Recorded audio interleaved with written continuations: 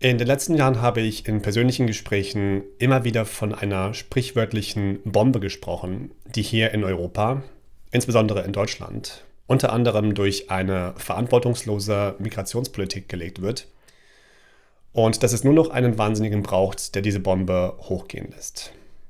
Viele Menschen konnten diese Einschätzung zumindest teilweise nachvollziehen. Als ich dann aber in den letzten Monaten konkreter wurde und von einem potenziellen Bürgerkrieg hier in Deutschland sprach, bin ich mit dieser Aussage auf Unverständnis gestoßen.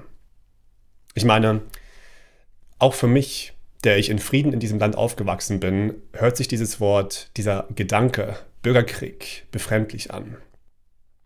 Dass ich aber in meiner Einschätzung nicht komplett falsch liege, wurde erst vor wenigen Wochen bestätigt.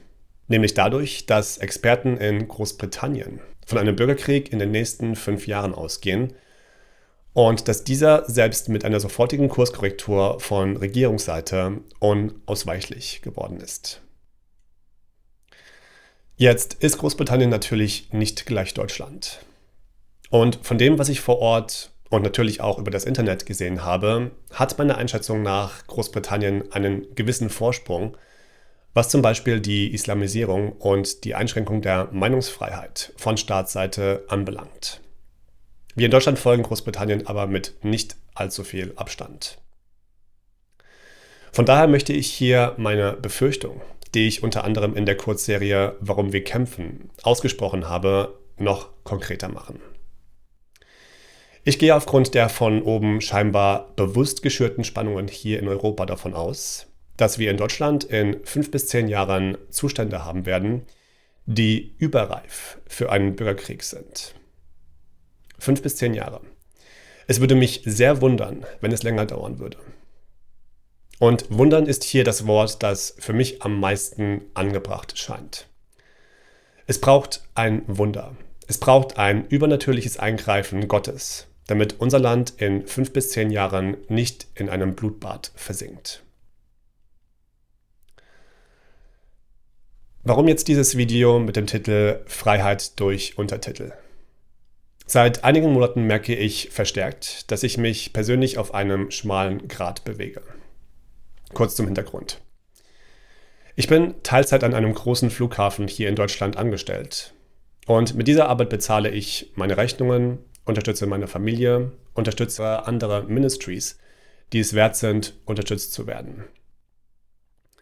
Wenn ich nicht am Flughafen bin, arbeite ich an den Projekten, für die ich mich wirklich begeistern kann und von denen ich denke, dass Gott sie mir aufs Herz gelegt hat. Für diese Projekte bekomme ich kein Geld, schon gar nicht hier über YouTube. Im Gegenteil, mein Ministry kostet mich Geld, was für mich absolut in Ordnung ist. Ich versuche hier Paulus insoweit zu imitieren, wie sein Leben Christus imitiert hat, der dienende und aufopfernde Leiterschaft vorgelebt hat. In einer Sache möchte ich sehr deutlich werden.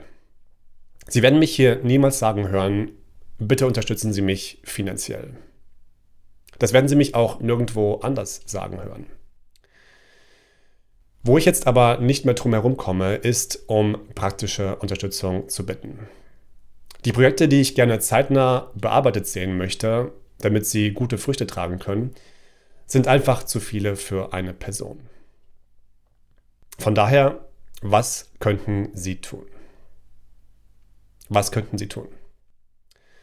Wie könnten Sie sich investieren, um den heranwachsenden Generationen hier in Deutschland vielleicht doch noch ein lebenswertes Land zu hinterlassen? Hier ein Vorschlag, der ein wichtiges Themenfeld anbelangt, für den Fall, dass Sie nicht schon anderweitig eingespannt sind. Vermutlich wissen Sie es noch nicht, aber momentan findet ein gewaltiger Abfall vom Glauben innerhalb des Islam statt. Laut islamischen Gelehrten, um das zu betonen, laut islamischen Gelehrten fallen knapp 25% der im Islam aufwachsenden Jugend vom Glauben ab. Und alle Mechanismen, die dem entgegenwirken sollten, wie zum Beispiel die Androhung der Todesstrafe unter Scharia, versagen mehr und mehr. Man könnte es mit einem regelrechten Dammbruch zwischen dem Islam und dem Rest der Welt bezeichnen. Oder mit anderen Worten, die immer wieder von islamischen Gelehrten selbst verwendet werden, einem Tsunami, einer Lawine der Abtrünnigen aus dem Islam. Jeder vierte im Islam aufwachsende Jugendliche verlässt also seine Religion. Warum? Nun, viele Faktoren spielen hier sicherlich eine Rolle. Einer der größten Faktoren ist aber ganz sicher die Aufklärungsarbeit, die größtenteils online und in englischer Sprache stattfindet. Somit wurden in wenigen Jahren populäre islamische, in Anführungsstriche, Gelehrte, wie zum Beispiel Ahmed Deedat, Zakir Naik, Shabir Ali etc., deren Dawa-Skripte und deren Lügen entlarvt. Wie gesagt, im englischen Sprachraum. Im deutschen Sprachraum braucht es hier nach wie vor sehr viel Aufklärungsarbeit, damit zum einen der Durchschnittsbürger nicht auf die auf Lügen und Halbwahrheiten aufgebauten Dawa-Skripte hereinfällt und zum anderen, damit dieser Tsunami, diese Lawine von Abtrünnigen aus dem Islam noch stärker wird. Hier könnten Sie und Ihre praktische Hilfe mit ins Spiel kommen. 3 einfache Voraussetzungen. Erstens, Leidenschaft und Commitment. Leidenschaft und Commitment für die Wahrheit, Leidenschaft und Commitment für Qualitätsarbeit. Zweitens, Deutsch und Englisch, mindestens verhandlungssicher. Und drittens, ein halbwegs funktionierender Computer, mit dem Sie Untertitel für YouTube erstellen können. Zumal nicht wenige von diesen 25% der Abtrünnigen aus dem Islam von einer Lüge in eine andere fallen, sollten sich hier insbesondere Christen angesprochen fühlen. Zumal es nach unserem Vorbild, Jesus Christus, auch unsere Aufgabe ist, Gefangene freizusetzen und nicht sie einfach von der einen Zelle in eine andere umziehen zu lassen. Allerdings, und das sage ich ausdrücklich dazu, ich habe auch kein Problem damit, mit Menschen zusammenzuarbeiten, die eine andere Weltanschauung vertreten als ich. Jede Hilfe ist willkommen. Egal wer Sie sind, Sie wissen vermutlich, dass sich dem Islam entgegenzustellen durchaus seine Gefahren mit sich bringt.